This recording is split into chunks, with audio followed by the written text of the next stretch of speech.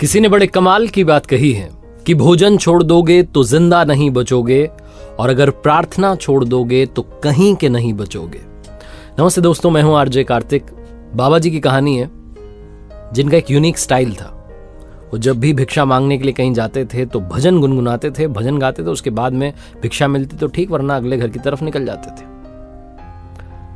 बाबा जी सुबह भिक्षा मांगने के लिए जाते, शाम में भिक्षा मांगने के लिए जाते, लेकिन ऐसे बहुत कम घर होते थे जहां से उन्हें भिक्षा नहीं मिलती थी। सब लोग उन्हें भिक्षा दे ही देते थे कि इतना सुंदर भजन गा रहे हैं तो भिक्षा मिल जाती थी। जल्दी सुबह जग करके तपस्या करते थे, बीच में जब समय मिलता तपस्या करते थे। बहुत ज्ञानी महात्मा थे। एक दिन ऐसे ही वो एक घर के बाहर से निकल रहे थे, बड़ा आलीशान सा बंगला था। वो खड़े हो गए उसके बाहर और भजन गुनगुनाना शुरू किया, प्रार्थना गाना शुरू किया भगवान की। उस घर के जो मालिक थे, सेठ जी आए, उन्होंने देखा कि एक बाबा जी बाहर खड़े हुए हैं। अंदर आकर के देखा तो जो सेठानी जी थी वो किचन में थी, वो अपना भोजन बना रही थी।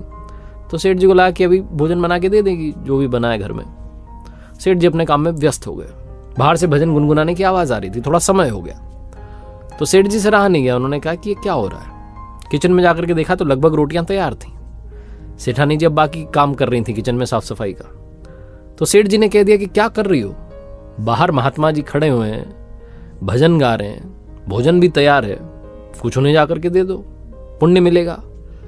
तो सेठानी जी ने कहा कि ऐसा नहीं कि मैं उनको भोजन नहीं देना चाह रही हूं, बात ऐसी है कि वो बहुत सुंदर भजन गा रहे हैं और अगर मैंने जाकर के अभी भोजन दे दिया तो भजन बीच में रुक जाएगा और वो अगले घर की तरफ निकल जाएंगे।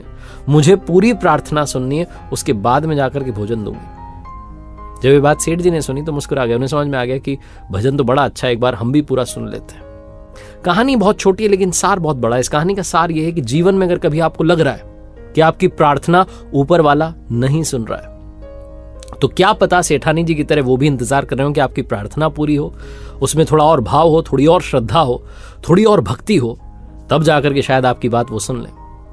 और एक बात है, लाइफ में बहुत सारे लोग जिनकी लाइफ में थोड़ा टफ टाइम आ जाता है, बुरा समय आ जाता है, तो कोसने लग जाते हैं ऊपर वाले को कि भगवान ने ये कर दिया, वो कर दिया, मेरी तो सुनते ही नहीं, अच्छे लोगों की तो पूछ ही नहीं है, ये वो बहुत कुछ कहने लग जाते हैं।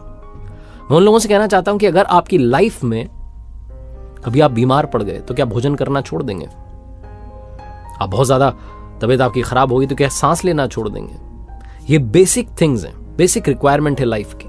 ठीक ऐसे ही प्रार्थना भी बेसिक रिक्वायरमेंट है, ये तो होनी ही चाहिए।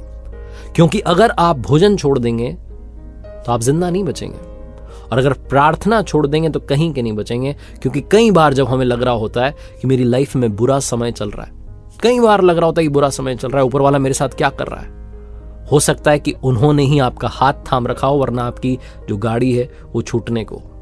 हो सकता है कि आपके साथ ज्यादा बुरा होने वाला हो लेकिन उनकी कृपा से थोड़ा कम बुरा हो रहा हो। तो लाइफ के हर सीन में पॉजिटिविटी ढूंढते चलिए।